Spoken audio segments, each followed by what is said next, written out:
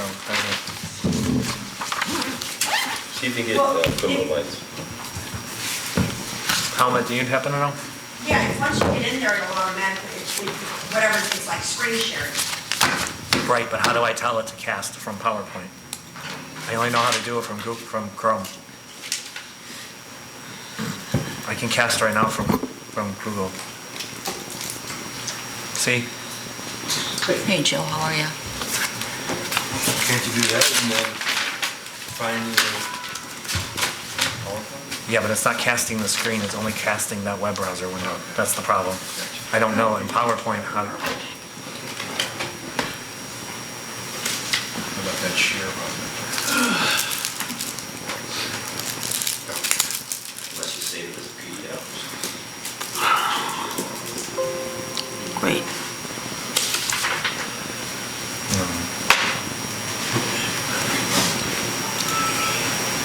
Are you disconnected? He is not. I'm not. I'm showing a browser window right now. We can't get any internet in there. I just restarted it to see if that would help. Well, I wonder if, did the fiber coming in, I wonder if it did something? Yeah. Oh, there, Wait, is there? you don't need, you're just trying to show the PowerPoint, right? You don't need a web, you don't need to browse the web anywhere? He just wants PowerPoint, yeah. Then you gotta be hooked up to the network, right? Right, and this is- Yeah, no, we have the same issue here. Right. So I'm trying to figure out how to, this isn't even hooked up. Can't let your daughter land without any incidents? When will you see this? When will you see these pictures? I know She said Yes, unbelievable. it's easy. And I have PowerPoint.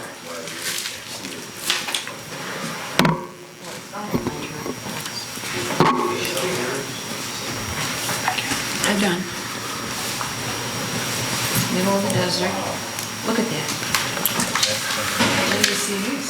We're gonna need a couple minutes here. Look at that. Look at that. Isn't that cool?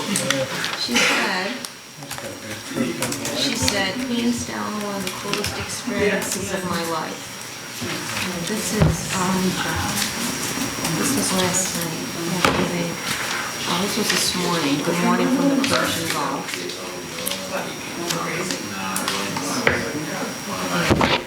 Isn't it gorgeous? She said when they were flying over the Persian Gulf, all the oil tankers. Yeah. She was a little worried because of the unrest. But she said a very uneventful flight.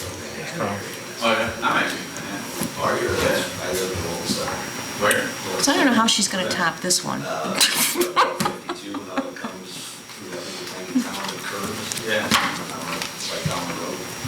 Right, but I go in, got the dairy farm, there's a big dairy farm now. I'm closer to Burka. Yeah. Over by the little middle school. Yeah. That's right. And I guess everybody's he was the deputy chief of University Park Shaw. That's not Richmond. That's his federal base. Are you doing this Wi-Fi over there? Yes, Oh, yeah. This, the chamber Wi-Fi? yes.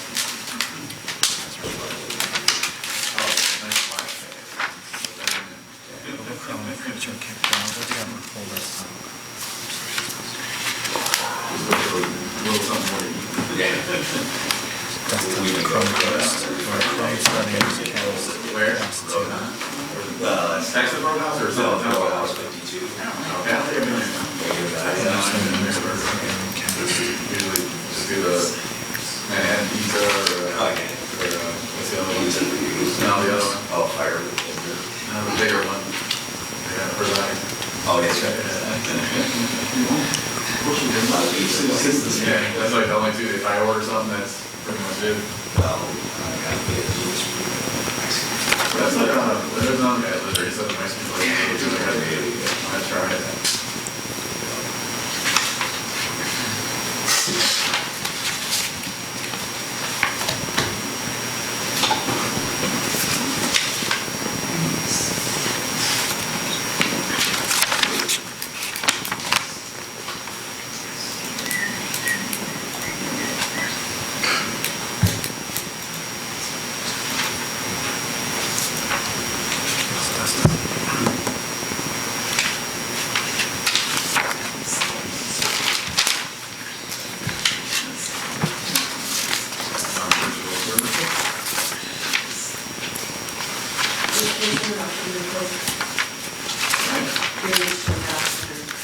my video evidence.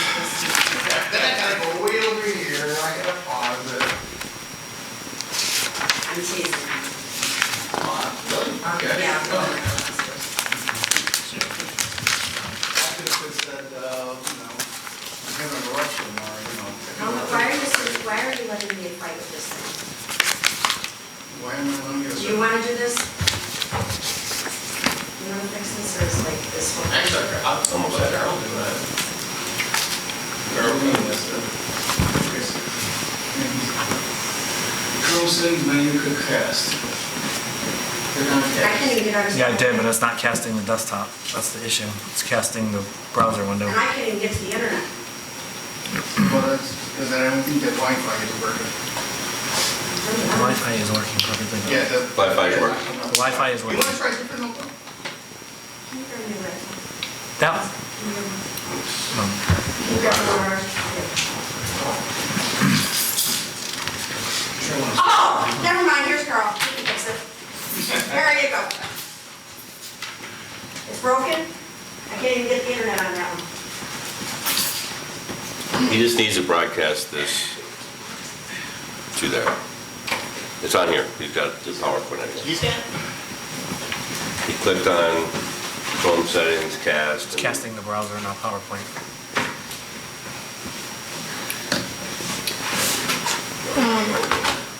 Here. Yeah, sorry. Did you? Show you more camera pictures if I had them. Because we reached out. How did they decide to go there? Oh, did they? Yeah, I don't know. I mean, it's not someplace that you would think. Yeah. My daughter's in Dubai with her husband, and then they're going, Yeah, it's and they're casting going to the the browser. Maldives. Another 5-hour flight to the Maldives. The Maldives would be. She's my world traveler. Why doesn't that one work, Carl? Why doesn't that one work? It won't even go on the internet. She was a little late for me.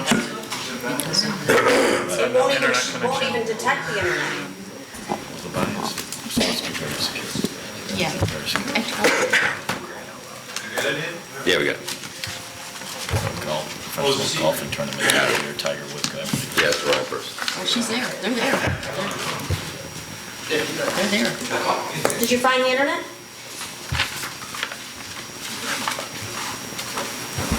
She, I turned it in the front. wedding anniversary, I they turned it went on. to Tahiti. And she wanted to go Okay. there again, and I said, you've already. Good evening. said you're right. Sorry for the delay. At this time, I'll call to order the regularly scheduled committee meeting for the Village of Midlothian, Wednesday, June 19th, 2019, at 7:07 PM. Roll call, please. Trustee Cagney? Here. Trustee Crowley? Here. Trustee Gillis? Here. Trustee Ivan? Yeah. Trustee Killily? Here. Trustee Kreis? Here. Mayor LaRue? Here. You have a quorum. Please stand for the Pledge of Allegiance. I pledge allegiance to the flag of the United States of America, and to the republic for which it stands, one nation, under God, indivisible, with liberty and justice for all. This evening, we have Andy here from TectaAmerica Roofing to give us a report on the roof scan that they just recently did. Andy, take it away. Thank you, appreciate it. We were able to get access to the roof and take a look at the barrel roof, and this was back in April. What we wanted to do was let some good rains come through. That's always a good time to do a moisture scan. That way we can find out and identify if there's what type of moisture, if there is any, in the roof system. So within that, we went up and did cores into the barrel roof to see what the existing situation was. And if you want to go to the next one. Sure. And what we found is obviously that we have a wood deck, which is the typical wood structure, 1x6, for a barrel roof to achieve that, making that angle Is the over. barrel roof, where's the barrel roof over? Right over us. Biggest part, the dome's part. Right here, Kathy. This and that one? Wait, where's the front of the village hall from there? On the left. The entrance is here, we walked in through right there. We're underneath that right now. So this includes this room and the fire department? No, that way. Right. Oh, no, my bad, yes, the fire department also, yes. Okay. So it doesn't cover the front office? No. No, not the front office. So when we did the core, we found an existing BUR roof, which is a hot tar roof. It was, installed probably in the 70s or 80s. And then a foam roof was applied to it. That's what SPF stands for. It was a foam roof applied right over the existing BUR and then acrylic coating put on it. And then the flashings that go up the edge of the walls were also that foam and coating. What we identified is that the foam is such a thin layer of foam. Usually what anybody would ever want is a base of 2 inches. So with a base of 1 inch, in some places we could see it was only a 1/2 inch there. There was nothing there to revitalize. So when we took a look at it, there was a lot of mold spores, as you can see the greenish in there. We found just numerous repairs that were of unlike materials. And then when we get to the wall flashings, they're just beyond their life. There's just a lot of damage done to them over time. And then the existing concrete cornice coping, that's one thing that requires mortar. You've got to continuously fix that when it's cracking. And I'm sure you'll see those types of wall coverings anywhere in the city. And I can tell you that most people are eliminating them for good. They look great, but the maintenance behind them just it's too cumbersome nowadays. And if you want to change it. So here's a couple of photos of the upper barrel roof. And again, as you can see, most of what you're looking at is mold spore, but there is portions of it where the coating is so deteriorated the foam is actually exposed. So once that happens at that point, the sun does deteriorate it and it compromises the existing foam. Again, taking us away from the option to be able to coat it, because we always prefer to maintain the roof versus replace it. So as you see in that photo, it's in pretty rough shape. I'm going to stand up a little closer if you guys don't mind up here. So here was a curb that was installed. It was a vent. It's located right over here. And as you can see, the hole was cut, set right on top, put caulk around the bottom edge, and they called it good. That is completely unacceptable. That's not something that, so that's usually performed by the HVAC contractor or, maybe an electrical contractor, whoever you have messing with it. That's kind of what happens. So here's a nice close-up. As you can see the deterioration is right into the roof. There is nothing keeping the water out from getting into the building. Okay. This patch down here, as you'll see, it's black. It's made of modified built-up. It's an APP. It's not a like material with foam. It's not compatible in any way. And it has been utilized for patching the foam, trying to find any type of fix. And I understand somebody's trying to fix something, but what it does is it just does create it just starts to eat away at everything around the oils in it. Up here was a patch that was made from an HVAC unit that must have been installed, which is a very large unit, which is somewhere right in this area, I believe. It's right at the ridge. And the repairs that were made were just really poor. There wasn't a good finish to it. The tie-ins were kind of weak, and as you can see, it looks like the surface of the moon versus a little bit smoother of an effect, which you're supposed to have. Go on to the next one. So here's where I did some infrared scans. And so as you can see where the barrel comes down, there is a wall where that valley gets into there. Where that moisture goes, it gets completely trapped. It actually, a scupper is what relieves the water from that area. That is actually sitting at the high point. So all the water has to build up to the high point before it can get to the scupper to relieve to get off the roof. So what's happening is there's spots where that's created an issue. This is that new HVAC unit that I should say newer, I don't know how many years, but there's a tree growing out of the side of the thing. So. Could I ask a little question? So that drainage system you're talking about there, is that what could have possibly caused this leak over here? Is too much water got built up in that and it came down the wall, this wall? When did that happen? Couple months ago.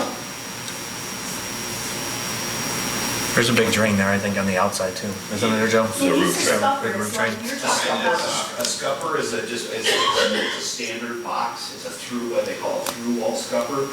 So it's a piece of square sheet metal. It goes through the outside, allows the water to dump, there may be a downspout And then, connected so to it. what you're saying is that, that square spot where the water's supposed to come down is higher than the rest of it, so it's like a gutter. Correct, It's so gutter, it's and higher, it's not so it's installed holding because the it's water. higher. Correct, so it's holding the water current. Okay. Okay, so as you see in these photos with the FLIR camera, it identifies, it goes by temperature. So as we look at these yellows and oranges, you're identifying where there's moisture trapped within the deck. Now, as you can see the heavy purple by the orange in the valley, that's where there's water sitting on top, okay? So that's how I'm able to identify this, it's all through temperatures. So as you look down that valley, that is actually me standing about right here, looking down on that picture. I'm sorry, I apologize. That's me on the south end looking towards that chimney, brick chimney. So as you can see, there's moisture ponded in the middle, and then there's plenty of moisture in the roof. And now if you see that the cornice, that's how you look about heat loss and different things like that. Again, the cornice coping, we can see where the hot spot is in the wall, so the envelope is not sealed, you know. So let's go to that, and I'm sorry, and if you look at the wall flashings, see how it was sprayed? The foam was sprayed on top of that cornice coping. Well, obviously the cornice is cracked, mortar, this and that, so it's created some major issues within the roof system. Okay. So I wanted to also show you, so there's heat that comes out of any of the venting that's going on up there. So I just wanted to show you there's a difference where I can identify and see, you know, it's obviously watertight around it, but the heat's coming out. But here, there is no venting, and as you can see, all the moisture content. Here, we can see that that's just heat blowing out from there, but if you go back behind it, that's that patch that I showed you earlier that was in the valley. That's where all the moisture is in that patch. Okay, so as you again look down the valleys, you'll see moisture content everywhere. And that's. The purple is the moisture. What's that? The purple is the moisture. The purple is where there's not moisture currently. The hot orange would be in the yellows would identify all the moisture. Okay, go ahead to the next one. So as you can see, the valleys are really bad and down in patch areas. So on that last slide, and I apologize, I was supposed to have these together and didn't move them, but that last slide had a picture up at the top of a repair that was made, and that's where there's a lot of moisture, that's water ponded up. But as you can see where they tied it in, it's leaking, it's allowing water in. So again, we can sit here and keep showing all these different things, but it's going to continuously show the same exact thing. So we'll get right to where we need to, how we can get this thing fixed. So our recommendation is to remove both roof systems. Okay, that's per International Building Code. You can't go over 2 roof systems. I would say strip it right down to the wood, replace any bad wood that there may be. If there is existing insulation in the attic up here, we're able to save a lot of money for the village by not having to put a lot of insulation on top. So it's really important to us to be able to identify, I know we've already been discussing it, so we need to find out what we've got up there. If not, we can also, it'd be cheaper for you to blow insulation into there if possible, versus us putting it on the roof in that immediate necessary spot. So we're looking at doing an EP, we would be looking at doing an insulation over the barrel, going with a 60 mil EPDM. The reason why we want to go with an EPDM roof, it's a rubber roof, just like your inner tube in a tire, versus the white roofs you already have, is the fact that on a barrel roof, when that comes down, we have, 5 months of colder weather, possible ice buildup.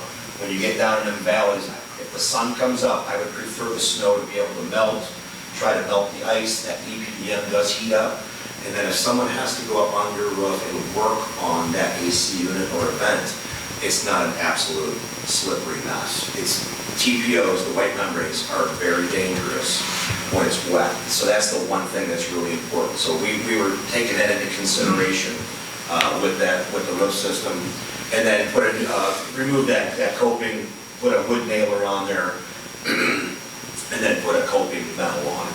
This would completely encapsulate the wall. This would completely secure everything and keep everything in good condition. And then a 20-year NDL, no dollar limit warranty. And we figured that we could do this on a budget of around $250,000.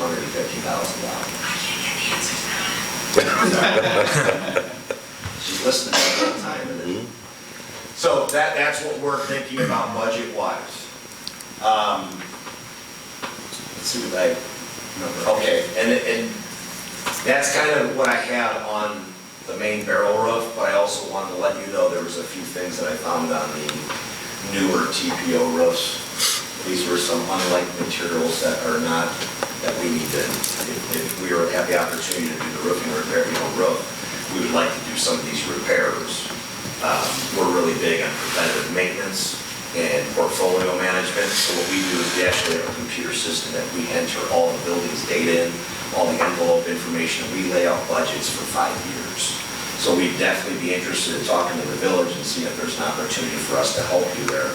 Again, it's always nice to have that. We're approved by every major manufacturer in the country. And we're approved to maintain, repair, and replace all system types. So we're what you'd call the experts in it. Our bonding capabilities are unlimited, and like I said, I think we can really offer you guys some different things to help you on the service side, even with the barrel roof. Okay? Chief Delaney, where does it leak in your police station? There's several of them, but we have water spots in the tiles, but one of the worst ones is right by where you come in the main entrance. Comes down the wall by the bathroom and the main entrance down the wall. Okay, is that what, so that will that solve that problem? Well, that's the one thing is we don't know, because I would have to line everything up. So what we have to do is we have to try to go through the building and with the drawing and make an official CAD drawing of everything. And then what we can do is step off where all the leaks are. Like here, we can mark that on our drawing. We can mark that. And then when we can start going through like that. The leak in the conference room, which is this room. Yeah, and I remember that one was there before too. It's a tough situation when you're chasing it, when it's at this stage. It's the beyond repair stage. You know that, and I know these guys did a lot of work trying to get it to the point where we could try to maintain it, repair it, and keep it, extend the life, but there's just nothing there. So you're just talking about repairing or replacing the barrel? The barrel, that was my focus, and that's where I stayed. The newer roofs that you have, if you want to go back to that Google Earth image at the beginning.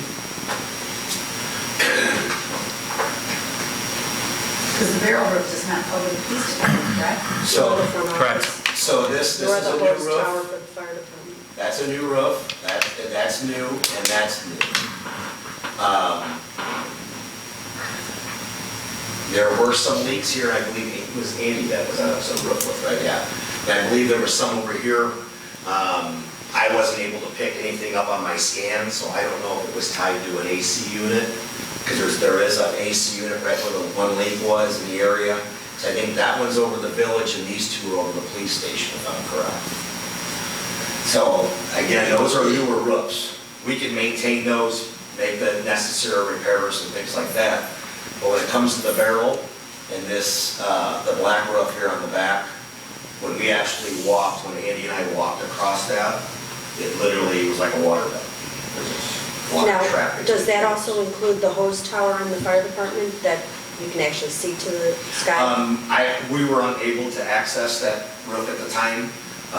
The wire, the ComEd wires that come through there, we would have to, before we could do anything really up there, we'd have to blanket the wires. Just with OSHA standards, and we just don't want our people to be hurt. it's a pretty close quarters up there with those wires, isn't it? So, we did not access that section. But that is a foam roof, just like the barrel. But I think your biggest issue from what I gathered from you guys in our meeting is the barrel seems to be the biggest issue. So. If you take the deck off, and you see that, I mean, you can see down into the walls when that happens, is that right? When you're taking the wood deck off, you can actually see the walls. The attic. Yeah, the attic. The attic. And we wouldn't even touch the deck unless it's bad. Okay. Yeah, so on the walls, when we pop that coping cap off, the concrete cap, all you'll see down, you'll be able to see the walls from the top. And then what we do is anchor it down on the brick. Anchor it down with it. Which section of the roof did you say you were walking on and it felt like a water vat? The black one in the back. Over the fire department. Ductwork. Oh, that's a roof back there? Yes. Oh, okay. That's a long piece of like rusty ductwork. That's the break room, the family room, the break room, the chief's office. Oh, that's part of the, It's a flat roof and, So, yeah, that's not part of the barrel. right.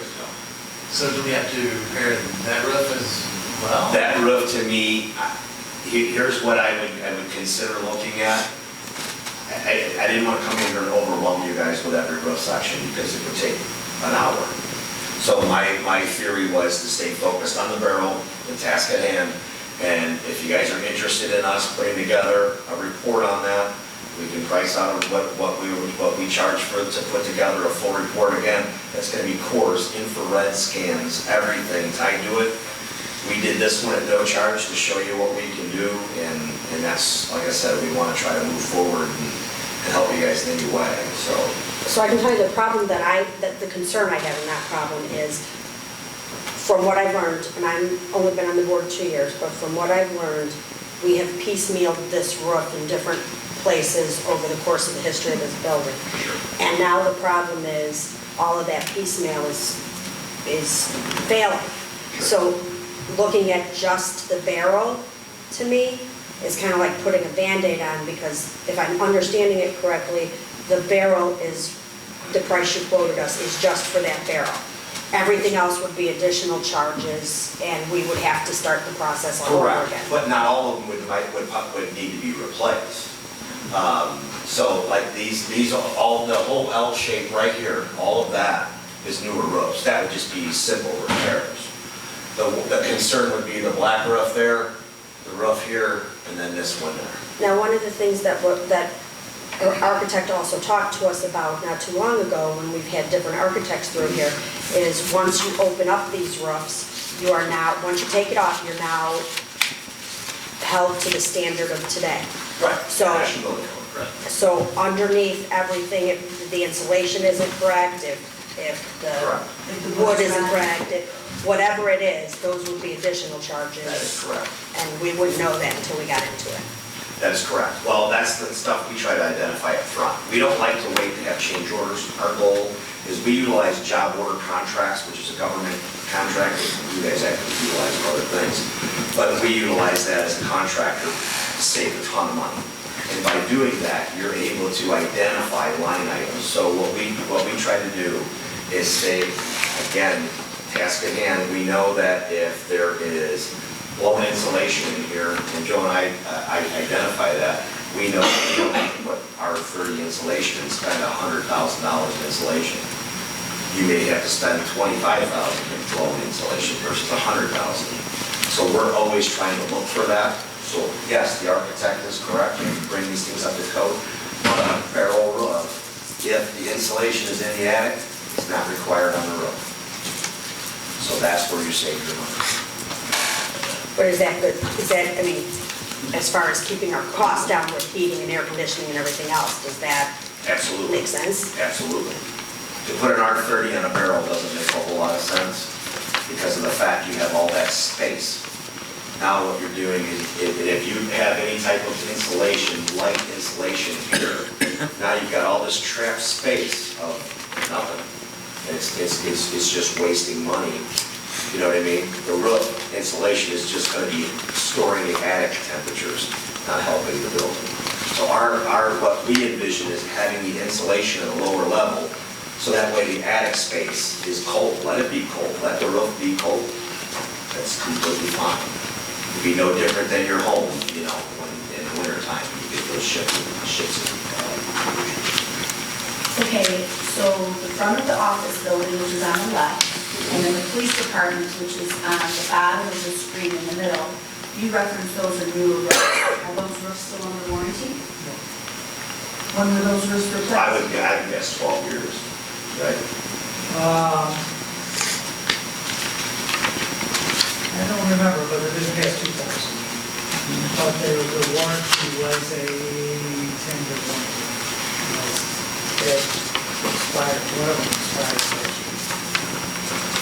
So we had roof leaks last year, and we didn't execute the warranty and get it fixed? It's already been patched. According to what information. Okay, and then what about the roof that's in the lower right-hand corner? That's the other garage bay. I mean, another fire department bay in the back. Yeah, how old is that roof? That's a foam. That's like a barrel roof. That's an old. But that's a flat roof, right? Yeah, but it wouldn't be, I don't think that would be. Well, is that roof failing also? Does that roof need to be replaced as well? I didn't access it. Okay. I didn't access it. So we need a price from you then to evaluate the rest of the flat roof areas. But your best guess so far for the barrel roof is $250,000. Yeah, that would be just and again, that's what, like I said, Joe and I, we need to go up and take a look what we got right insulation, and let's figure out what we got up there. Once we know what your attic space is, then we can identify where we can make the savings. So that you don't know if that's best case or worst case scenario, you have $250,000. That is based upon us having to have just a base layer of insulation. If we've got to add on a bunch of insulation, then we're going to have issues. That's going to go wrong. So that's, Because we feel that we're going to, it'll be, we can keep pretty close to that number. So you're gonna have to give us a quote to investigate the rest of the road? Correct. Yeah, I'll put that together. I'll put something together. Again, I just focused on the barrel and kept my sights on that. But we'll put together a full infrared, full report. Everything will be a lot more detailed than what you're seeing here. So what we're going to be looking for on that. You said there was mold on the roof of the travel, would you be? No, it's just mold spores. So it'd be you could pressure washer that type off. You know, like you get around your house on a concrete, it's just basic mold You spores. took the cap off of the wall and put the mold with You have to remediate it. You would not got to that. Okay. There's. Okay. Thank you, Andy. We'll have a talk and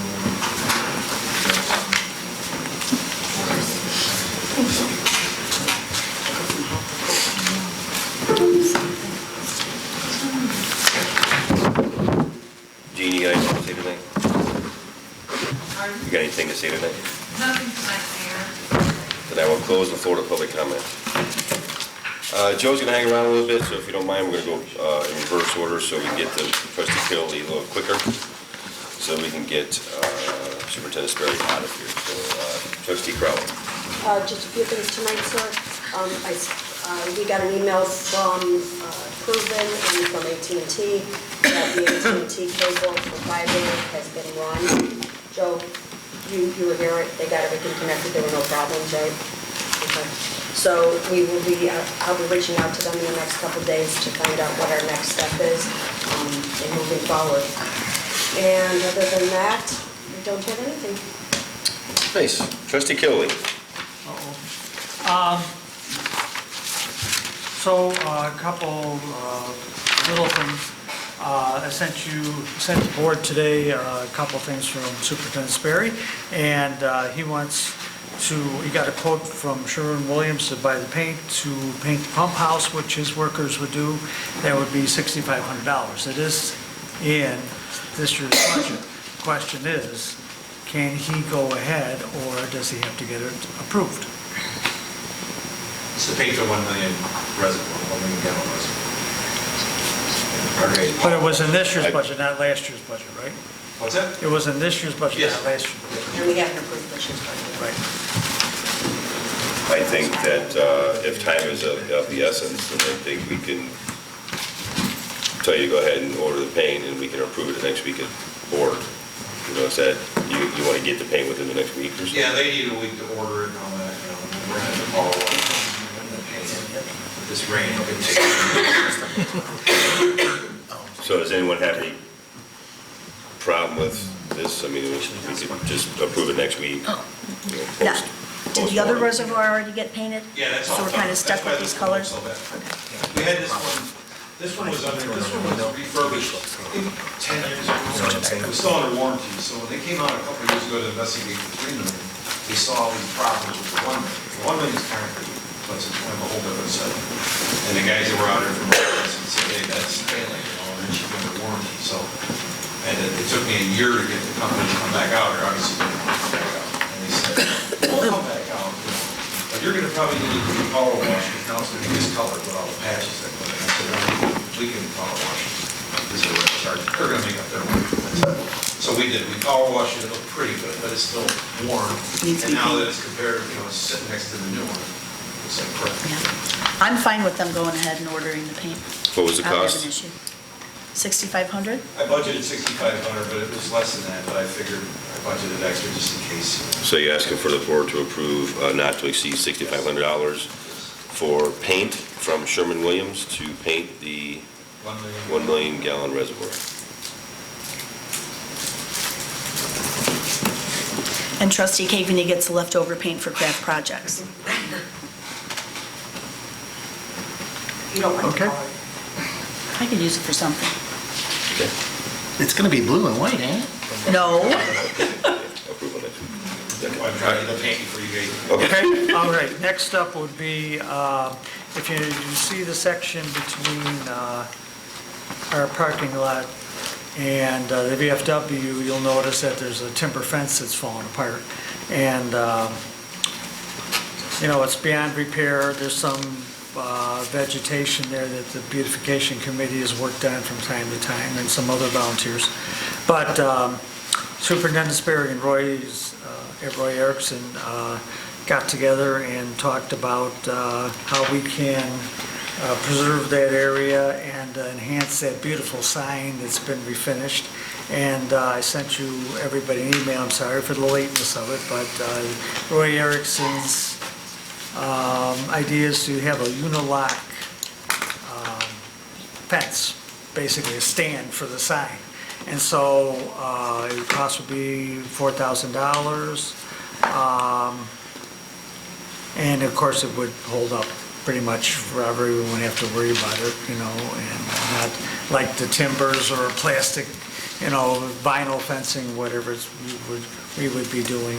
There's no hurry on this, so you guys can look at the pictures and send me questions or anything. There's no hurry. I do have one question. That area is adjacent to the angled parking that is up against the VFW building, and my understanding is the village doesn't own those parking spaces. Do we own that property where that fence is? Is that the village fence, or is that VFW property? We've been Donna had asked me a while ago about the Yeah, fence. looking yeah, correct. we've been keeping it up for, you know, trying to, you know. I know, but if we don't own the property, we can't put a brick wall on it. It's not, it's like paper blocks, you know, they build, it could be Right. moved, it's not a permanent structure. Would I be know, considered but I mean- Parkway, wouldn't it? What's that? Wouldn't that be considered Parkway? No, it's on the other side. Backside of the sidewalk. Yeah. Guess that could be a question, is if they would mind if we would maintain it. Well, we already are maintaining it. I mean, Right. pulling the weeds and planting flowers and everything else there, but putting a wall on it's a whole nother story. But it's not a permanent wall, it's just landscape wall for outdoor. I know, but it's pretty high though. I mean, in the Yeah. picture, it looked like it was gonna be 4 or 5 feet high. That picture is more square than tall, so this won't be as tall, but it'll be wider, it'll be the width of that. You know, that was just an example that he had over at Walker Park in Preston. Oh, okay. Oh, I thought that that's the wall he was talking about building. It'll would be similar to that, but wider, you know, it'll be a pillar on each side, and then brick, and then he's gonna. Shorter? put a sign in the center. So it should be a little bit shorter, kind of tall. It's not poured in concrete, it's just a Right. brick paver, so We'll it's, put down the base with like crushed rock and all that. You know, So do we have to tear out all the plants out of there? Yeah, they'll remove all that. But it's terrible now. I mean, the plants look nice, so I'm not gonna, but everything around is all beat up and, you know, plows hitting and Well, what's gonna happen when the plows hit the wall? you guys are gonna get in trouble. We're gonna pay more attention to how they plow that. Okay. Next is the cleaning service issue we have. Basically, as I understand it, that there's been some dissatisfaction, a lot of dissatisfaction with the cleaning service we have right now, that they don't keep things properly stocked, the bathrooms aren't maintained properly, so on and so forth. And I sent you as much information as I knew about it, and that Superintendent Sperry was nice enough to give me a letter from Maureen this afternoon. That was something I found on my computer from 2013. It was the specs they had for the last time they applied for a cleaning service, 20 hours a week, this many days. You know, that's what I found. And I just know that 10 hours a week is between the police department here and our garage.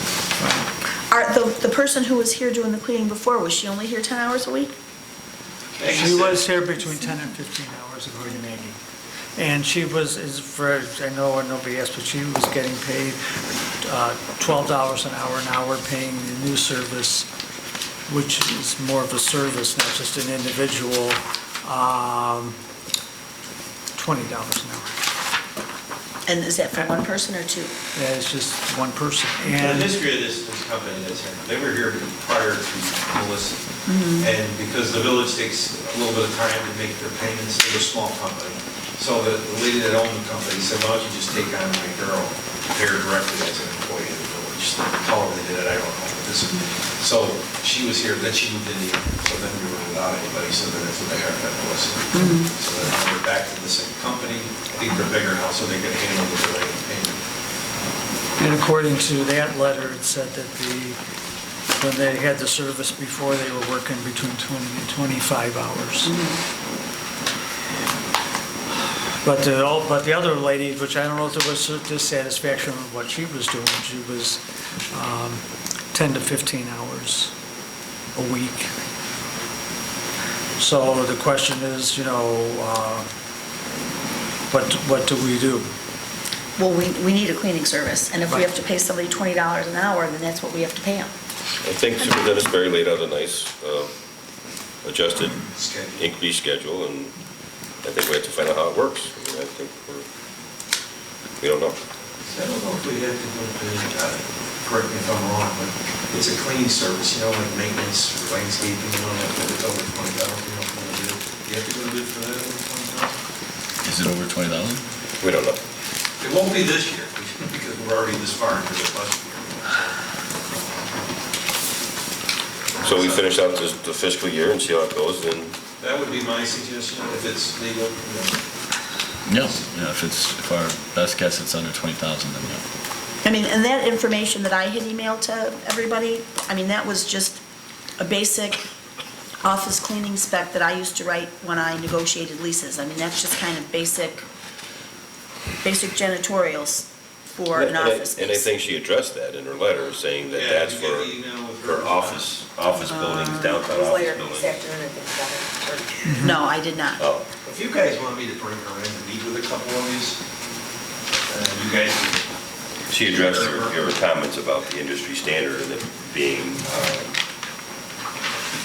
a commercial type job, and this is not the same as what you were saying as the industry standard was for commercial buildings downtown and stuff like that. It was office space, just like this office space, no different. She I addressed understand it. that this is different than a commercial office building downtown, but you still have to scrub the toilets and wash the sinks and wash the floors. You still have to vacuum, you still have to dust. I mean, She addressed it. all the tasks are the same. So we can go ahead with this service. till the end of the year, end of the fiscal year, and see how it Yeah, I'll goes. talk to her tomorrow and see. They're unwilling that they can't do this, or they're unwilling to do anything, so they actually do a great job, and it's probably the cleanest I've ever seen. They're saying they can't do everything that they need to do in the time frame that they're allowed, which is why she's skipping over stuff. So Joe put out a new schedule, accelerate our advanced schedule to add more hours and more locations, so Sounds like a plan. I think it'll work. Okay? I mean, I have no problem with who we hire or how much we pay. We just have to put together a list of the tasks that need to be done every day or every week and make sure that they're done, that's all. So we can provide our employees with a clean work environment, Okay. so. Okay, Joe, I'm glad you're here, because I'm gonna throw the Public Works Building project to you. We talked, and I'll start the ball rolling. Your biggest concern is getting those walls braced as fast as possible so that,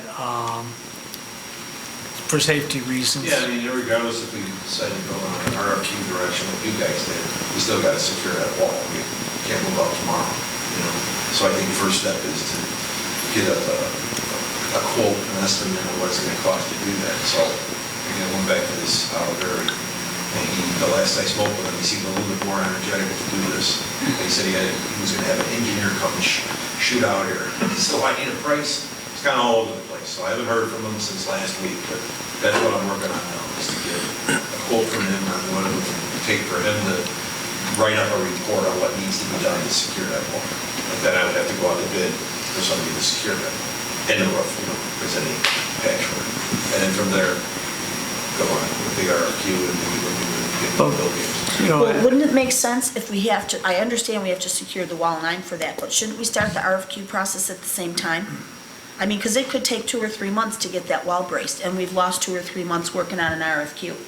Oh, yeah, I can do that too. well, the RFQ, the question is, the RFQ is, you know, I think, and we were talking the same with the Village Hall, I think, correct me if I'm wrong, Joe, but we were talking about, okay, we just have to sit there and say, you know, okay, how much is it gonna cost to, eventually we're gonna have to fix the wall, you just can't brace it forever and patch the roof forever, but, or is that your intention, your intention isn't to leave the braces up there forever, or is it?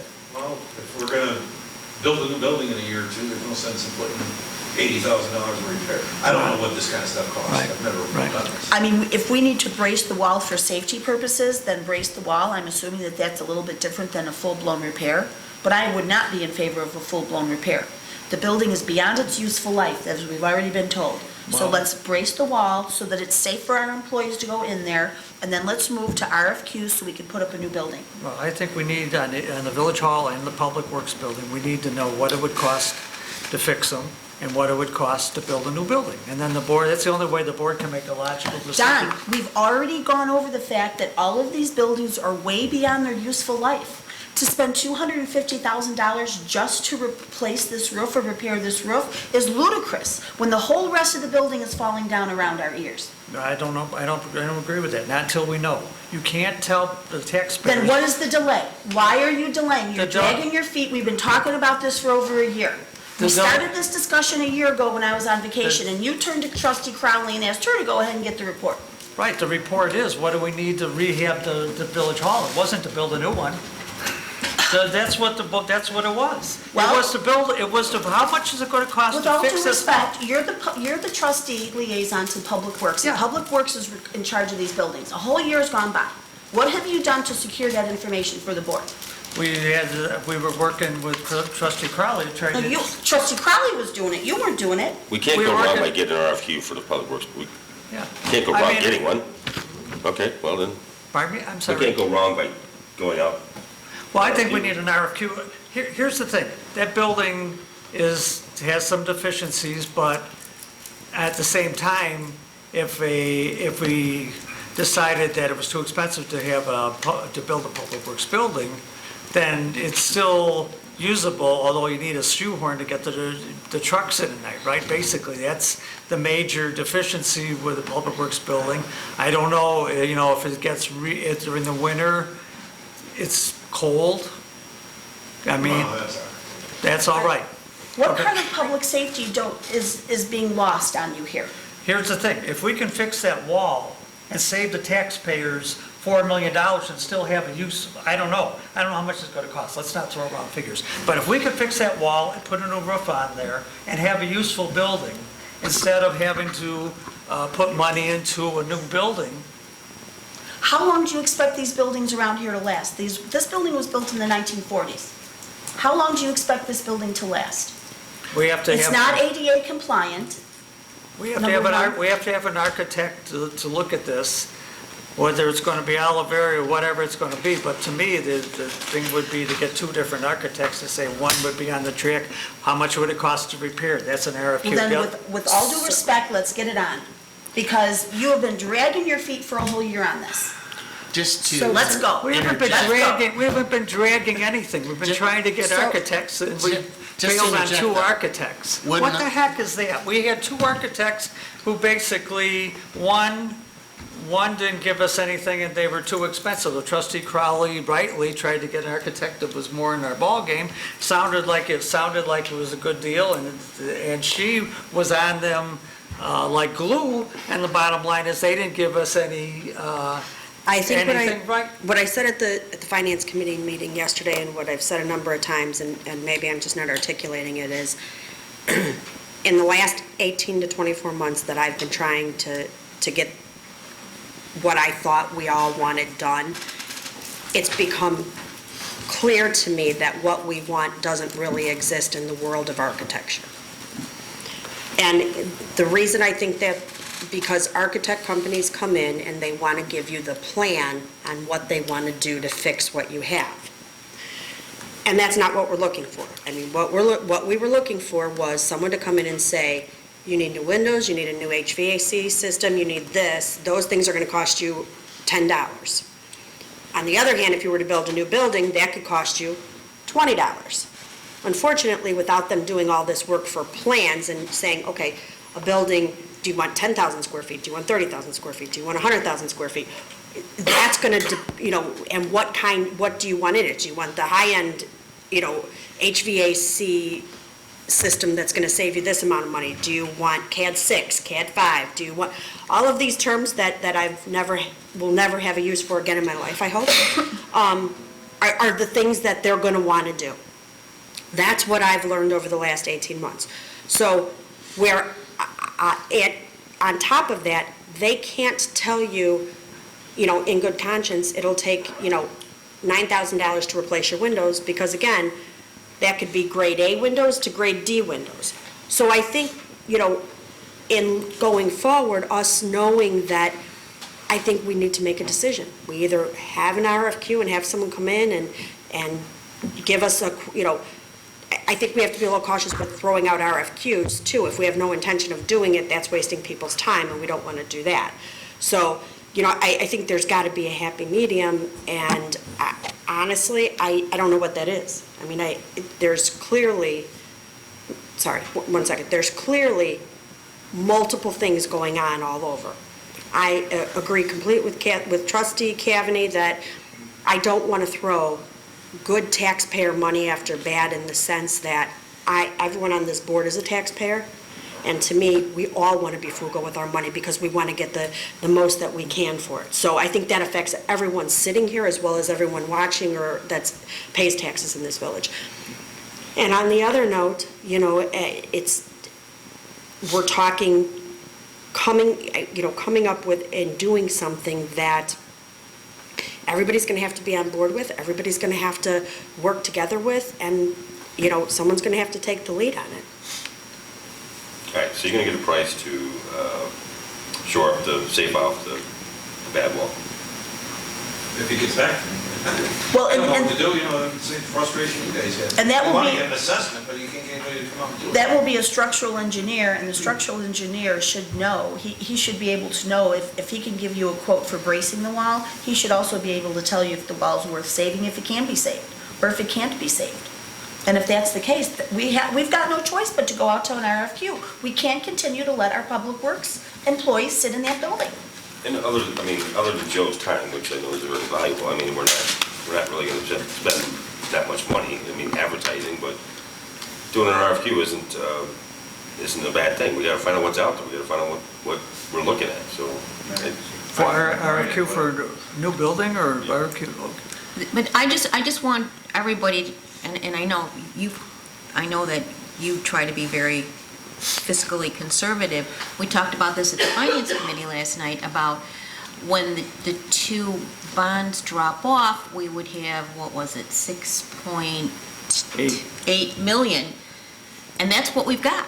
That's what we've got for everything, unless we want to increase the levy to the taxpayers, and they're not going to be happy about that. So I think it's a balancing act here. Yeah, we have needs, and they need to be addressed, but we've got to look at all options so that our residents, they're going to be paying for this. Well, I think we all should say, not just, all of us are going to be paying for this. Not just the residents, like she All of said, us. we're all residents. That includes That's us. us too. And so- I agree. So I to agree. me, and I, you know, again, we were all elected and we're all doing the best we can for what we can do, but please, if anybody disagrees with me, speak up now. There's not, you know, everywhere you walk, from the police department, to the fire department, to Public Works, to the front office, it is literally, nothing is finished or in good shape. Nothing. Absolutely nothing. The safety issues that, I mean, we've done the RFQ for the police department, everybody knows that. I'm not just, but we know what the wall's falling down in Public Works. We know that the roof is collapsing over the fire, or leaking into the fire department. We know all these things. I wish there was, I wish these things would have been maintained, and I wish they would have been, you know, kept up better over the years so that we wouldn't be facing this. But I think our residents also know we have to have buildings that are safe and people can work in, because let's face it, you know, it goes to a lot of different things. There's, you know, economic development. What builders want to come into a building and look up and see that in the boardroom? See, you know, stuff coming down. Well, if you look around too, there's not many communities that have 71-year-old municipal buildings. You're correct. How many other 71-year-old buildings are there in town? One or two, maybe. Left, Right. yeah. Yeah. You're So- right. We're at the point now where we have to, this whole Village Hall complex has outlived its usefulness, and it's becoming unsafe, unhealthy. We are not up to code, we're not up to compliance, we're not up to any specs. You talked about Public Works, but we talked about this before. There's one disgusting main bathroom. At some point, you know, we'd like to see some women in Public Works. You have to have Two bathrooms. separate bathrooms. You have to have showers. Police department needs showers for, you know, they're going home to shower if they get blood on them. You know, it's just, it's time for us to start moving forward and start the conversation on how we're going to replace all this stuff. And all of the RFPs. taxpayers and residents, us included, have to realize that if there's no planning, I mean, for me, all of us personally, we all have homes. If we don't save to get our roof fixed every 15 to 20 years, then we have to take out a loan.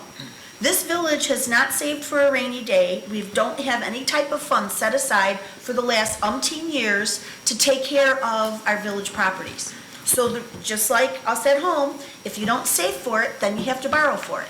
And we're to the point where we will have to educate the rest of the taxpayers in the community to explain to them that this is the situation we're in and this is why we may have to borrow to replace these buildings. But it needs to get done. Okay. There are too many safety hazards You involved. gonna get a quote for the You know, wall? again, I think unless we have something that tells us exactly what's wrong with these buildings, how much it's going to cost to fix, you cannot explain to the taxpayers. Then let's move forward with the RFQ, because that's the only way we're going to be able to get the information to know. Chief Delaney. I have no issue helping write the RFQ, but just so the board's aware, when you do an RFQ, it's just a request for their qualifications. So they're not gonna come in, they're not gonna give you quotes and things like that. They're just gonna show you these other projects that we've done. They'll give you a guesstimate based on square footage of what you're looking for, how much your project would cost. Yeah. But until they come in and they do architectural design, needs assessments and all of that, would they be able to give you a rough figure? And that's when you do your RFP and send it out for pricing, and that's when construction comes. So just doing the RFQ isn't gonna give them a price. No, it's going to give us, it's going to give us it's So, going to give us the qualified individuals who can move forward with it. So And that's there's- why we need to do the RFQ right And there's a away. guesstimate And it just depends on whether, I mean, and again, this is something we're gonna have to discuss, but it also depends on whether we're going out for an RFQ for a new building, or whether we're going out for an RFQ for a complete rehaul of this one. I mean, But until you enter into a contract with them, Right. those needs assessments Right. and studies. they'll just give you a, But they'll we give you a get, we get guess. a cost estimate, what that's gonna Right. cost. They'll so- pay to do Right. those studies. Yes. We're on a long-term mission here that should have started 20 years ago, and we gotta start, and RFQs are the way to start, so. Yeah, so if this is like a 10-year project, so be it, as long as we got a plan to move forward to replace what we need to be replaced. Okay. Shore up the wall. RFQ. Then find out how much it costs to fix it? That's gonna, as Chief Lynn. I'm sure whoever's gonna do the show. Whoever's there is gonna tell you what it needs. Fix or replace. Okay. I'll have to get a structural engineer on it, so this architect thing is just chasing your tail. I agree. They're trying to sell a bigger. Yeah, Yeah, and I yeah. totally get it. You know, and I think too, in hindsight, I think what we thought was simple, because we would have somebody come out and give us 3 estimates to do an air conditioner. You know, someone come out, they'd tell me it's $3,000 for this, $3,500 for this, but unfortunately, one person can't come out and give you the estimate for everything here and take into the cost of labor and the quality that you want and things like that. Like, you know, and comparing apples to apples, everything here is 20, 30, 40 years old, so you can't even say, I want the same air conditioner, how much is that gonna cost? Because they don't even make it anymore. You know, so I think that's where we ran into problems with a lot of people, is that, you know, people said that they could do what we wanted, and then all of a sudden it became a task that wasn't feasible. Good deal. And the last thing, again, is that the water bill workshop is canceled for tomorrow. And that is all. Thank you, sir. Trustee Cabby. Thank you. The only thing I have to discuss this evening is the ordinance for registration of defaulted properties. And it will be a lengthy discussion.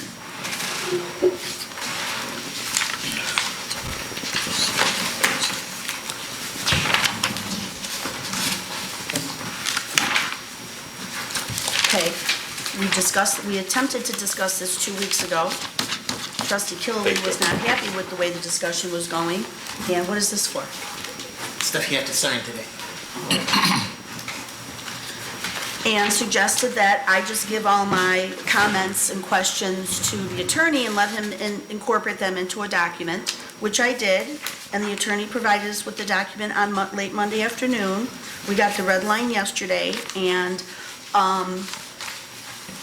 most of my comments were not incorporated. Lots of my questions were not addressed.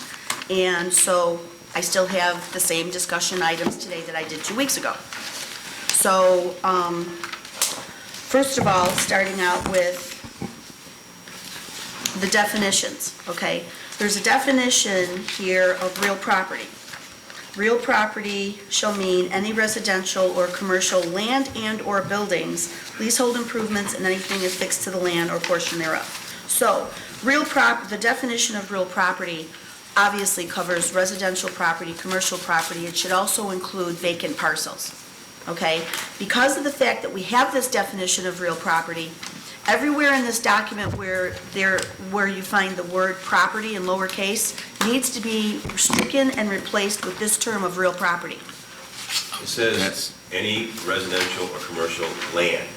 And/or buildings. Right. Right. And is vacant property. Yeah. I just said, I'm not disputing that, Gary, but what I'm saying is, if you go through the document and you read through the rest of the document, not all, turn to page 6, paragraph 11, the first line. If a defaulted mortgage and/or servicing on a property is sold or transferred. That's what I'm referring to. Throughout this entire document, you see the word property in lowercase. I'm stating that we need to delete those references to the word property and replace it with real property. That would not be correct, trustee. Why, and why is that? Because the definitional provision in the definitions is not necessarily what is contemplated in every reference to the word property. There's a real property definition with regard to registrable property, and it's quite common to have a generic term property used. So for that particular correction, that was the language from both pro-champs as well as the Village of Hanover Park. They all do it the same way. I would be the third attorney who would be saying that you don't want to repeat the definitional registration property in every context when you're using it in a generic sense, the word property. But with that said, you are absolutely correct on the other observations. I misinterpreted what you said with regard to vacant property, the ordinance not defining vacant property. I misunderstood what you were saying. You were absolutely correct that the ordinance as proposed did not properly reference vacant property. That section was, that two-word provision was omitted, as well as the section for vacant property, which is almost identical to the default and mortgage section, and it's repeating most of the things in it, but you are absolutely correct. That should be added in there. So then, section 4-23-5 that starts on page 5 needs to be revised to also include language for vacant properties. Absolutely correct. Whether it's got a building on it or not, it would be a vacant property with the building, or vacant real property, or a vacant lot, but it still needs to be addressed in here, correct? Correct. And I would just say, with regard to the superintendent's reference to vacant property that doesn't have anything on it, It's vacant lot. this ordinance is not intended to apply to property that is simply vacant. That would be a whole new provision and authority that the village may not have, probably doesn't have, to tell someone that they have to register the side lot to their property. Oh, okay, No. all right. No, yeah, I think we've got some confusion here. Yes. Because I read what you did, Kathy, and then I looked at what we got from the attorney. And vacant means an uninhabited building, in my opinion. And so, for instance, as I went through here, I thought this was going to cover both foreclosed but vacant uninhabited property, which is Not vacant Correct. lots. which is not in this new document. Like, for instance, page 6, item D, it talks about here, and it just talks about the mortgagee, and to me, it would have to reference owner of record. So I- And that's one of the comments that I gave to Nick before. Okay. Absolutely correct, and I have addressed that with the provision to put that in there, as well as in the definition of registrable property. It was inadvertently, the two sentences in that section. This chapter applies to default and vacant, actually it's one above that, registrable property. There's supposed to be another section after that which references vacant property, and I will incorporate that into it. What I was referencing is the superintendent made reference to, does this ordinance apply to barren property, not to confuse it with vacant property. Vacant lots. With vacant lots, with no buildings on them. And the answer is no, it's not supposed to. That would require the village to register all of our properties. It would require individuals who have a side lot with a different PIN number to register. So that is not contemplated. This ordinance has to be looked at as requiring registration of properties that are either vacant or have begun the foreclosure process, and nothing else. It is not an enforcement of building codes. So that's- We have other codes for that. So that's a question I want to ask. So I was under the impression that they would require the mortgage company to register if they've foreclosed, Correct. not if they've begun the foreclosure process. Because many mortgage No, companies, what I meant, when you said foreclose, I Because- meant begin the process, yes. because beginning the process, the owner is still living in the property and still Yes. has control. Yes. So they can still sell it, they can still list it for sale, they can rent it out, they can do whatever they want. Correct. So at that point, we're saying because the mortgage company files the action so that they can get either the payment or the house, that's when they're gonna register it? Yes, that's what the Pro Champs program does. Okay. Okay, I have a question for you. Under the definition of foreclosure or foreclosed action, in the second to the last and last line, it says, is sold to a non-related bona fide purchaser in an arm's length transaction.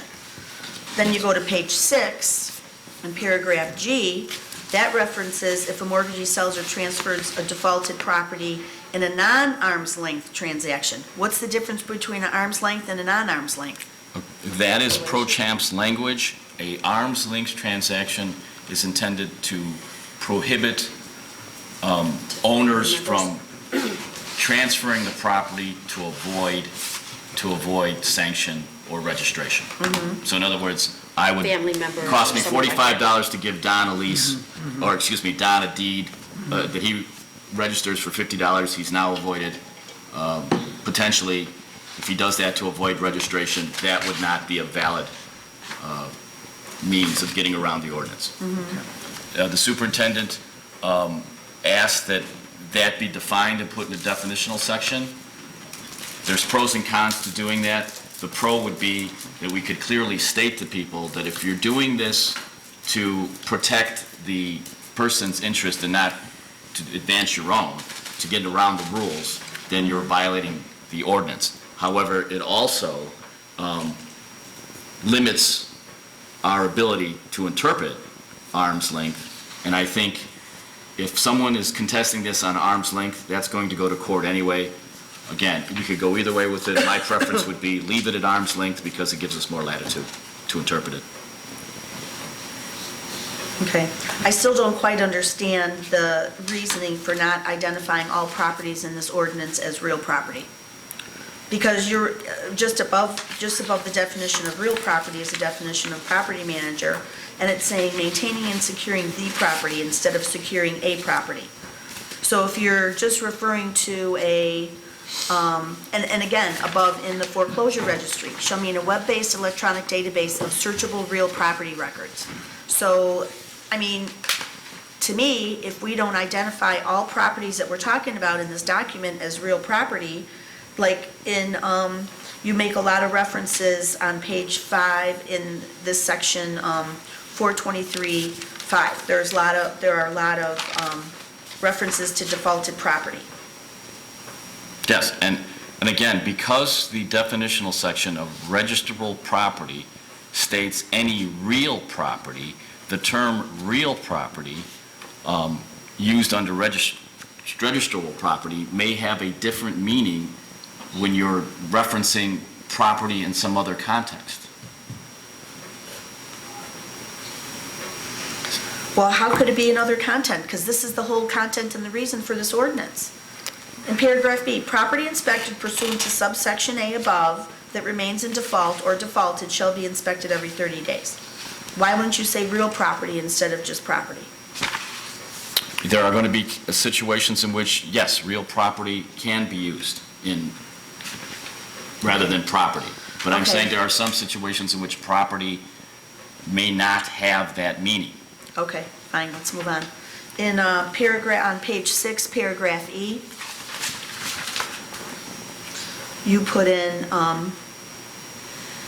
the progressive fee, and I think that this does not capture what trustee Crowley had requested. Again, we were talking about, we wanted the progressive fee to be on vacant property. I don't think that we can impose it on foreclosed property, because if foreclosed, sometimes the foreclosure process can take more than 24 months. And I misinterpreted, I agree with you. The reason that I put it 2 years is because of that exact point, that it takes in Illinois over the nationwide average to foreclose with a bank acting diligently is 1,027 days. Illinois is 5th in the country in terms of how long a diligent bank can get someone out of a house, in terms of it being thousands of days, or 1,000 days rather than simply a short period of time. So that's why put it to 2 years to try and push them. But I agree with your rationale with that. I misinterpreted that you did not want it to apply to mortgagees as well as vacant property. There could be an issue with regard to equal protection in that someone, a homeowner who has a vacant property has to register at a higher rate than a bank, but certainly... But a foreclosed property might not be vacant. Correct. Like I said, there could be an issue. This ordinance has never been fully vetted in Illinois. It's only been around for a couple of years. And so far, we have a different state in terms of its approach towards these things than in the South or in the West. I believe that this ordinance, as Pro-Champs intends to implement it, probably is legal in Illinois. I just don't want the village of Midlothian to stick out like a sore thumb as to be the test case for all the other banks and all the homeowners to say, let's go after their ordinance because they seem to be the most, heavy-handed. So this ordinance is supposed to apply to both foreclosure actions and whether it's vacant or not, Correct. and to vacant properties, but Which may not be in foreclosure. Right. Correct. Just May not vacant. be. Just vacant, Right. correct. right, It's vacant. exactly. Right. Vacant properties has nothing to do with foreclosure. Right. And that that's was why that we was need to missing. make That the was Which is missing. right, but the big thing is, what were we just talking, I missed that totally. What were we talking about, the The progressive fee. registration progressive fee, that you wouldn't do it for foreclosure because it could not be fully foreclosed yet? Is that what- Because neither the bank nor the village has any control over the length of the foreclosure period. Okay, That's why. Okay, okay, But if okay. somebody owns, if we have a property owner in town who owns, let's say somebody here in town owns 7 rentals. And all of a sudden, they let a couple of them sit because they think it's going to be advantageous for them on their tax return. So they just let them sit and they do nothing with them.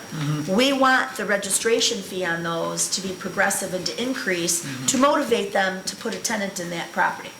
So that we don't have property sitting vacant and decaying. so if a property is actually foreclosed on where the bank has it, then what happens? They just have to pay the semi-annual $250 fee. Even though the foreclosure action has been done and the bank has it? At that point, you would assume that the bank would be getting the people who are now squatting on their property out. Out, right. If a There would be eviction, property's there in would be an eviction. foreclosure and the bank is in the process of foreclosure, Right. and then the foreclosure action is completed and now the bank officially owns the property, Right. they are required to pay $250 twice a year, Twice a every year. 6 months. Right. And it's not progressive, or is it progressive? No, Because for- what? Because what would the reason it wouldn't be progressive? Well, then if they have it? perhaps maybe we should identify those once the foreclosure action has been finalized and the deed has been given to the bank. If they don't have it sold or occupied within 6 months or a year, then their fee goes But up. then it's too. vacant. Then their fee goes up. Yeah. But No, then no, it would, no. yes, once it's Either foreclosed. or. It's not. Oh, No, it's oh, not. right, it is vacant too. So Right, if that's you're right. foreclosed, That's right. the bank owns it, Now the and bank nobody owns it. lives in it. Because I don't think the bank is gonna let the people who were living in it live there, they would have them evicted. When they get the foreclosure, they get the possession order, and then they give that to the sheriff, and the sheriff comes out and removes And that- people. and that would be- And then that house That would would be turn to progressive. a vacant property, because no one would be living there. And Pro-Champs will identify that when it gets completed? Sorry, Nick's not here. I think so. They should be able to identify once the foreclosure action has been Yes, finalized. yes, they would, because what Pro-Champs offers is a diligent search of public records for distressed property. I like to say distressed because it could be brought to their attention that something is vacant, not necessarily through a foreclosure. And then once that foreclosure action is completed, that property now is no longer a foreclosed property, now it's just a vacant property. So the graduated fees only apply to vacant properties. Right, and then, if the bank Just say doesn't move something quickly to sell the property, then the graduated fee would apply to them. But when it's in foreclosure, Until the foreclosure deed is given to the bank, Right. it's considered in the process of foreclosure, and the graduated fee would not apply to the bank at that time. Because what it fee- wouldn't what be fee- vacant. What fee would apply to the bank? The $250. 250, okay, Yeah, I graduated, once- that's once all right. it- once- I got it. Now, Okay. now, again, the complexity and the language of this ordinance, you could have circumstances in which properties are going to go bounce in and out between vacant and foreclosed. Yes. The classic case would be someone who falls behind on their mortgage and they leave. So now the property's vacant. It would have to register as a vacant property if we found out for whatever reason under register of property that, it's not being kept up. Then the bank puts it in foreclosure. Right. That person is gone. We're never going to see them again. So we can require them to register as much as we want. That owner is gone. But the bank is foreclosing. And the bank has an interest in registering the property and keeping it up. So then we would apply the fee to them, to the bank. Well, it's the registration fee. It's just that semi-annual registration Correct. fee would apply to them. But then the bank- Progressive fee wouldn't hit until the foreclosure action is completed. But then you have And the bank properties. officially owns the property. But then when the bank officially owns it, it now changes its status from registerable property by virtue of foreclosing or on a default mortgage. It is now the owner, free and clear. Right. And the property is still vacant. Right. So Okay. now they have to register as a vacant property, Right. even though it's a bank. So I do have one question about this, is that quite a few foreclosed homes are owned by governmental agencies, Fannie Mae, blah, blah, blah. And Fannie Mae last year or 2 years ago sent us a letter saying, you can't inspect us, you can't touch us, we're not letting you in, that's Why? it. Well, they're not, I mean, that's just Why does who- Fannie Mae have that right? Fannie Mae doesn't own the properties once they're foreclosed on. The mortgage, the bank or mortgage company that gives them the loan is who winds up being No, the Fannie Mae owner. has it. They'll call Fannie Mae, and Fannie Mae will call us and say, But- you're not paying it. Right, Fannie Mae has it, I'm They telling don't you, have to Fannie say Mae it. has properties. We'll have to say, okay, Yeah. you're not paying it. Yeah, that's right, and then unfortunately, you think there's probably. Do we have the right to force Fannie Mae to maintain the property No. and cut the grass? Nope, They nope, don't. they told us. They're not the government. Why do we get to tell them They this? already sent us a letter saying, don't touch us. We're beyond what you can do. We're a federal government, we're beyond what you can They're do. not really federal government. Yeah, They're they are. quasi-government. I Well, disagree. yeah. I mean, I'm not One way- disagreeing one if way they or sent the the other, letter, but one that way- doesn't stop us from putting the pressure on them. Oh, to- yeah. They just don't I say can okay. look into that. I can look into Yeah, that. we can pressure them. So, Okay, where we at? I can go through the list of the other changes that need to be made with regard to the superintendent's comments. Let's see. if I- We also have to adjust the definition of registrable property. Even though it says here, any property located in the village, whether vacant or occupied, and then it says that is encumbered by a mortgage. So that would assume that encumbered by a mortgage is vacant or occupied. We need to also specify in here that that vacant properties yes, that are and that's what I not said, encumbered are registrable as well. I do So have language that that goes needs to be underneath there, yes. adjusted. There's going to be an additional definition of registrable property under that provision, and then I'm going to have another section that reflects vacant property procedures that match the defaulted section above it. So yes, you are absolutely correct, trustee. The ordinance as submitted did not properly describe the procedure and denote vacant property as a registrable property. It will in the final version. So the other towns in Illinois that are using this ordinance screwed up? I think other towns chose to pursue vacant property, not all of them. There may have been a couple of towns that chose to pursue the vacant properties on their own because they just wanted to deal with the mortgage part. Okay, where are we at? The superintendent said that he would prefer the word ordinance in terms, in exchange of village codes. Legally, it's the same thing, but I certainly could change it to ordinance if he prefers it. I tend to agree with him that ordinance probably is a little better because it opens the door for anything, but pro-champs and the other municipalities use the word code. And then again, it says, under security requirements, what about animals, mice, raccoons, squirrels, etc.? Again, I can't emphasize enough that this is a registration of vacant and distressed properties ordinance. It is not a code enforcement ordinance. We just spent a substantial amount of time and effort to redo all of our building codes and all our property maintenance codes and everything else. Those are the ones that are going to apply to these properties. So the language...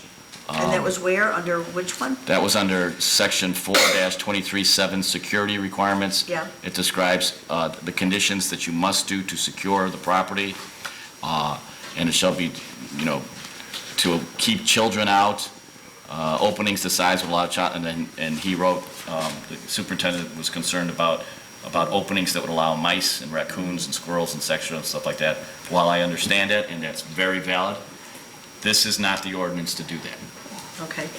But there is an inspection by the village, is there not? Yes. When it initially is registered, but it cannot be a code enforcement, it can be a safety enforcement, is that right? Is the furnace turned off, is the water turned off, is that what? Okay, Yeah, well... Okay, but it can't be anything to do with your electrical is bad? That's under our building code. That's under our building codes.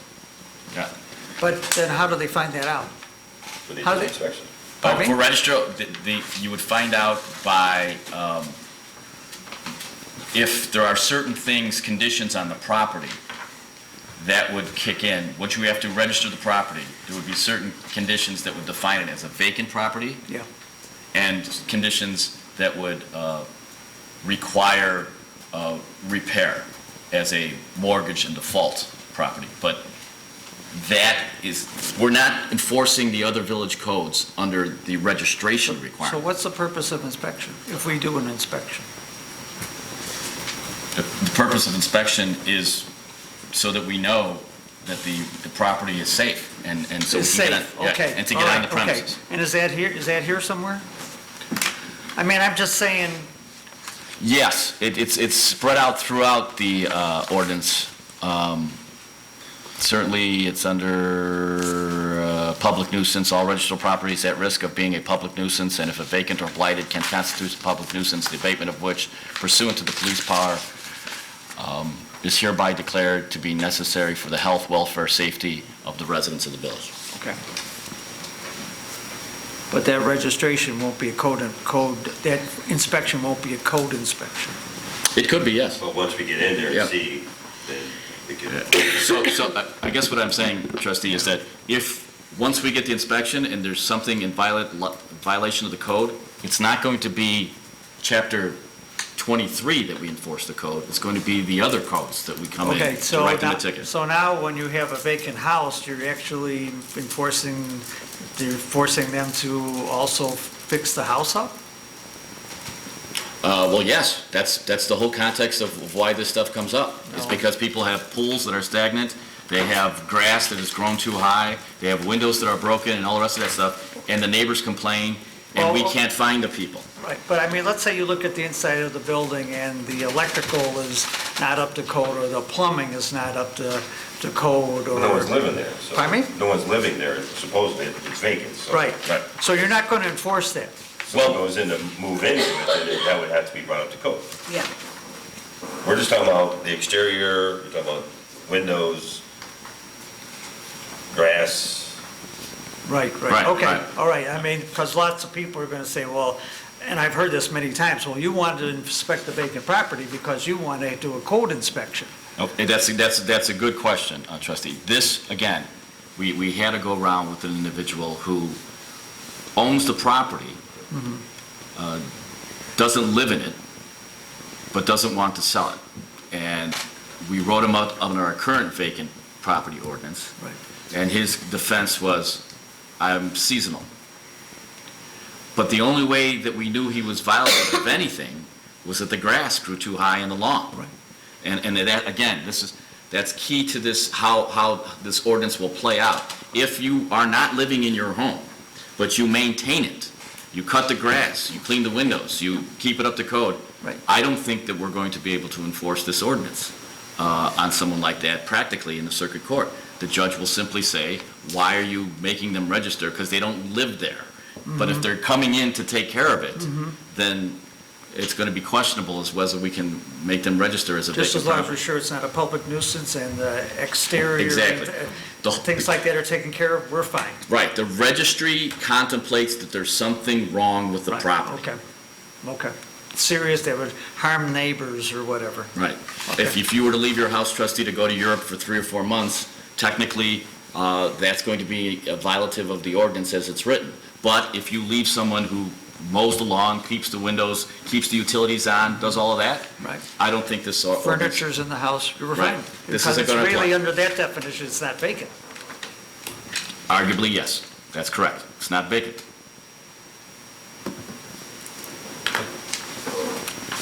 So I can have all of the changes with regard to the typos and questionable language ready to go. I can, trustee, if you want to meet on Friday or Monday, we can go through it and get a final version to make sure that everything is addressed. I think the last issue, I won't be here Friday or Monday. I can meet with Nick either Friday or Monday to get some Fine. final language, and we can send it to you before, we get it out for approval. I guess the last question is going to be, what is the board's pleasure with regard to accelerating or a progressive fine?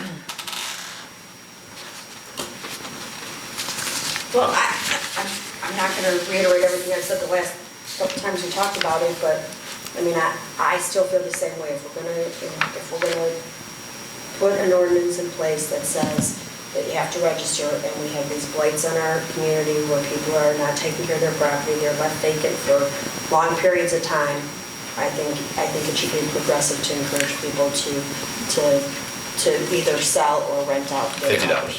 $50 progressive to vacant properties, which would include a bank-owned property after they get ownership. Title, after they become the owners. After they foreclosed.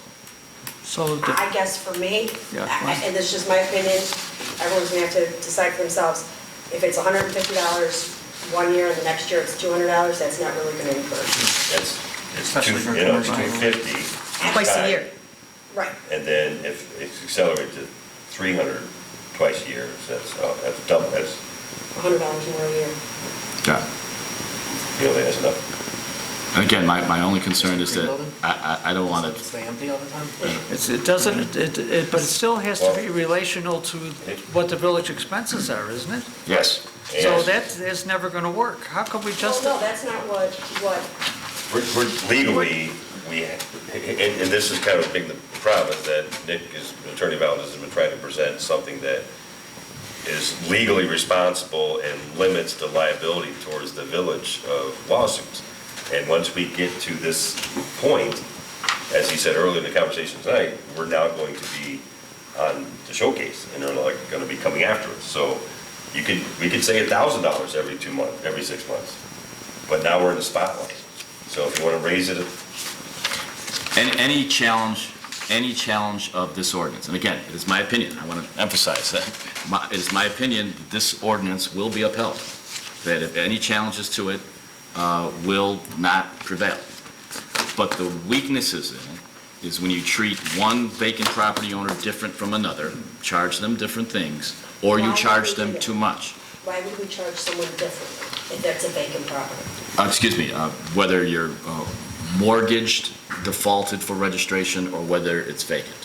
Now, I'm not saying that will prevail. I'm saying those are the spots that someone would go after. Again, I've already said, I think we're okay. I think we can do what you want. right, and we could prevail in court, but it's still going to cost us thousands of dollars in legal fees to fight it in court. right, exactly. So what's the safe dollar amount that you think we can We do? don't know.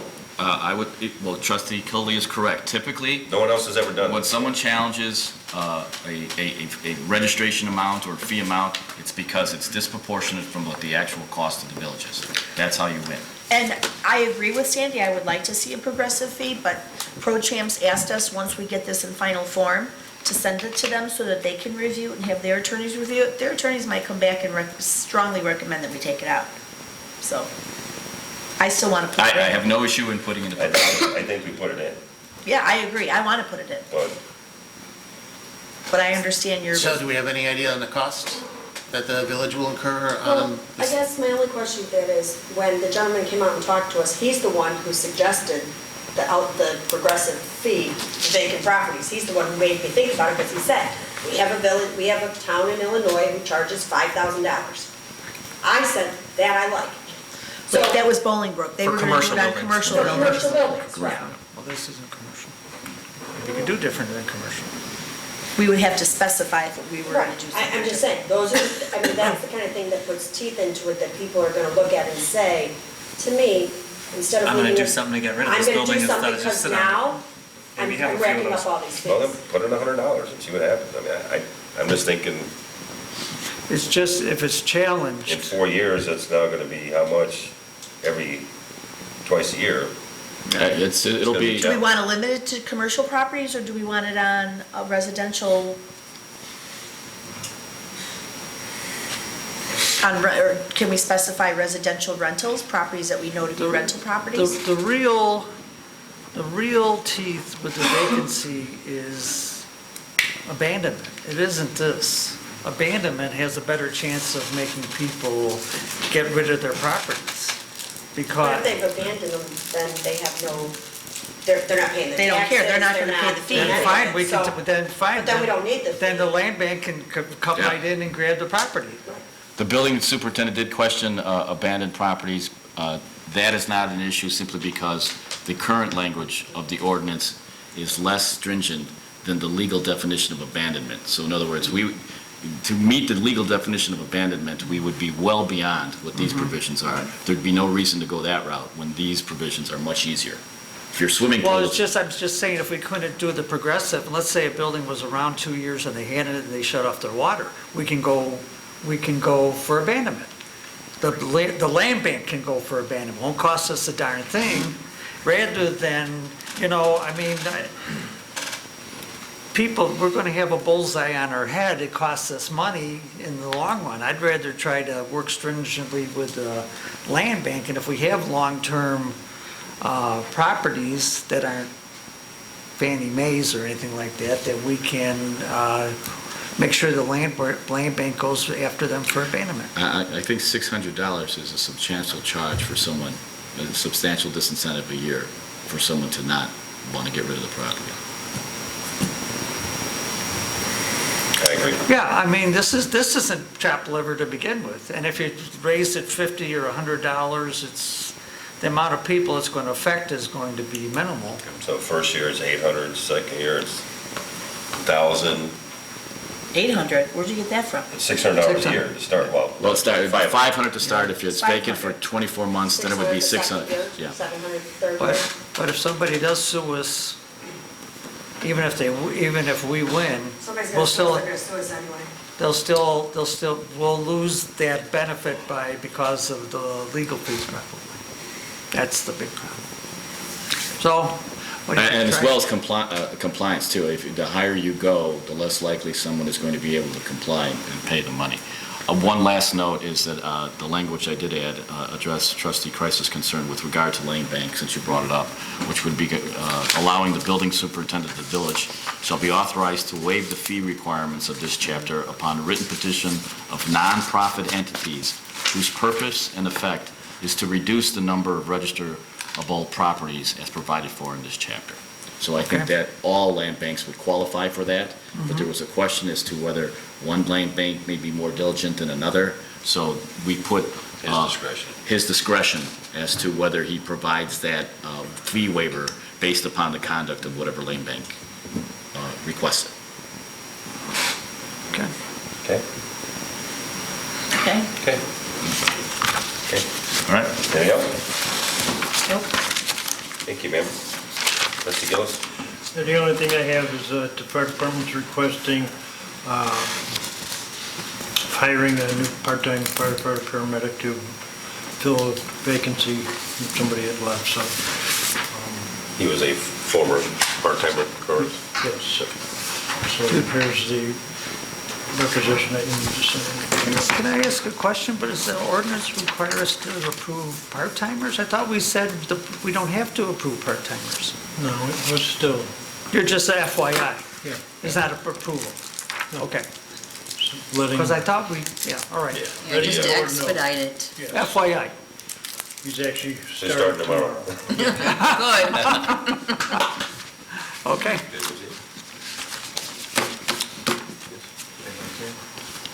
Okay. Yeah. That's it. You, Trustee Ivan. I only have one minor thing. In the process of ordering the chairs, I found out that our countertop here is a half an inch shorter than the standard, so I had to make some adjustments to the arms. So there was a delay in the ordering, so the order did go out for the chairs. So.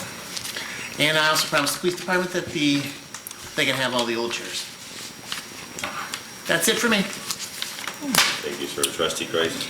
I have on the agenda, I'd like the board to give the mayor approval to execute the 2019 cigarette litter prevention program. Does anybody have an issue with that?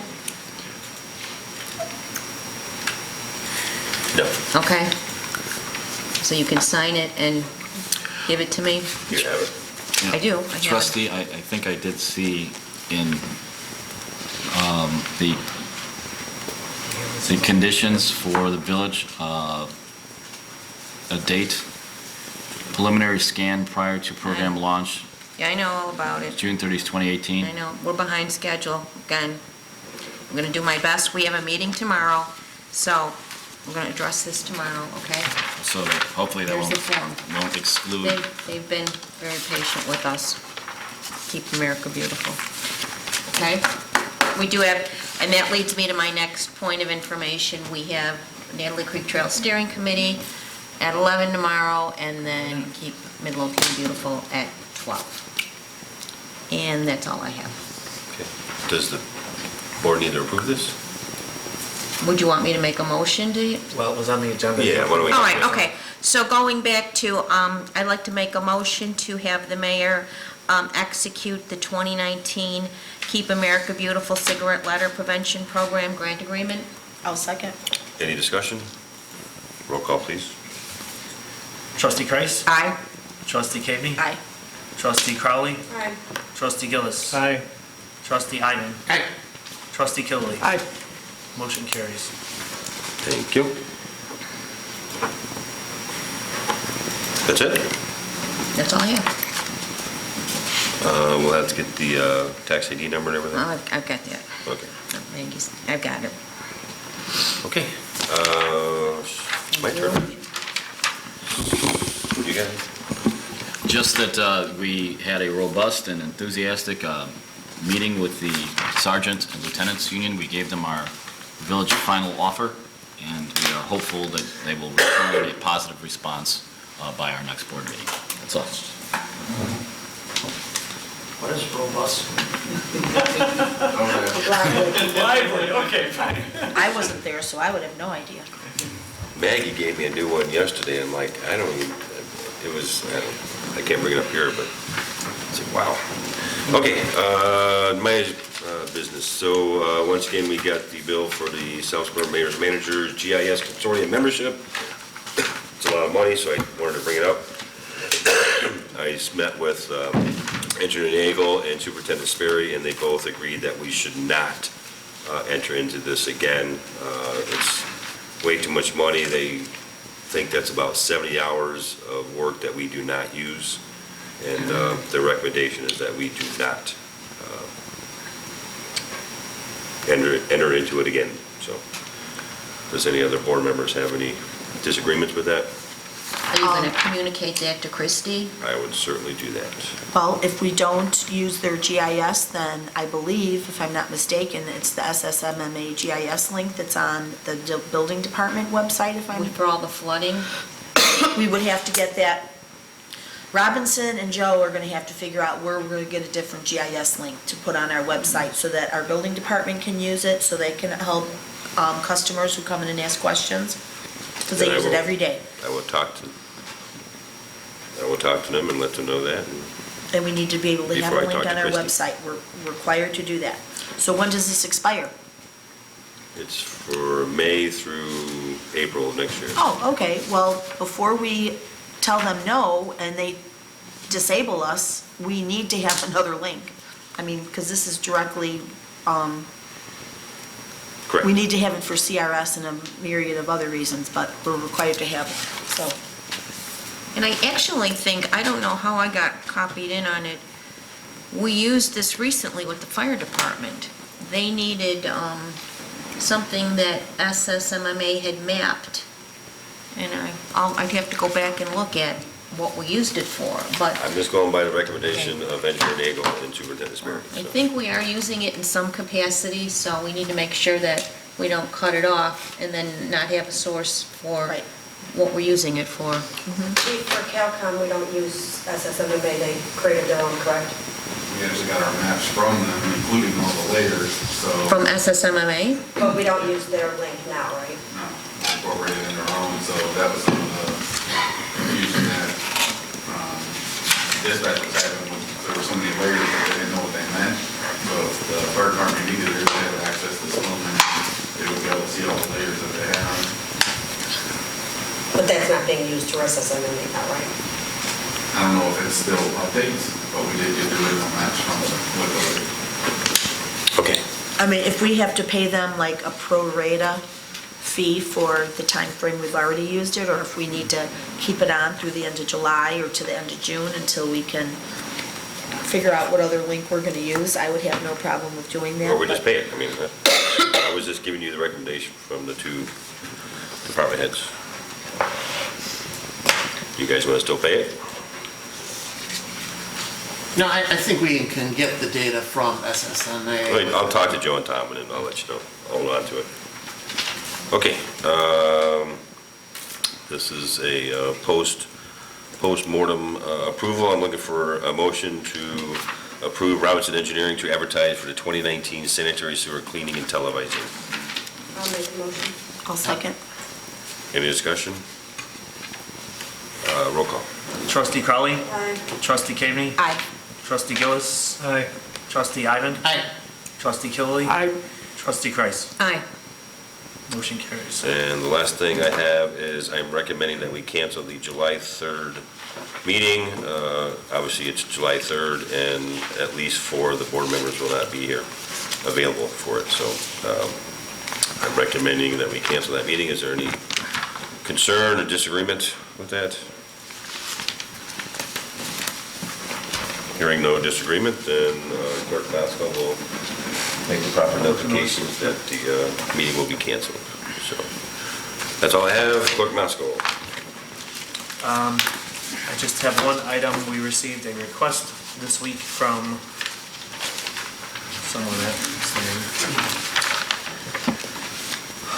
Cherie Stevens, who, is she the owner? Someone at Jack's Place requesting to hold a benefit on Saturday, July 27th. Here at Jack's Place, we will be having tents and tables set up and possibly some vendors. Please let me know if this is acceptable. Maria did respond and let them know we need a site plan to know where tents would be and what sizes would be, and that there could be inspections required depending on the size and plans. And also reminded them about our noise ordinance, so I don't know, have you heard anything back from them yet? And we also want the police Provided. department to be. That's included in here. It's included in here. Does anyone have any concerns with this, provided they come back with the proper documentation and permits? No. Okay. I don't know where people are Reminded to gonna you. park though. Where are people gonna park? They said they would park them over the commuter line. Metro. Okay. And apologize for all the confusion on Saturday with Cheers. They were, not once did they say that they were going to put up a tent, certainly not a tent in the parking lot. Started getting all the phone calls early Saturday morning, and it appears that police and fire and building got it all straightened out. But it was going to be the same as every other year, a stage on Kilpatrick, fenced in, liquor sales out there with live band, and that was it. Nothing about a tent in the parking lot. So they were told to come in this week to pay for the tent permit, and I'll have to check with Superintendent White to see if they actually did that. But Cheers put up a big tent in the parking lot. How far is it all? You look at me like you didn't know. No, I didn't. Okay, that it? That is all I have to. All right, seeing as no further business going for the board, I'm looking for a motion to adjourn. I will make the motion. All in favor? Aye. All opposed? Deal. Meeting adjourned. Rumor has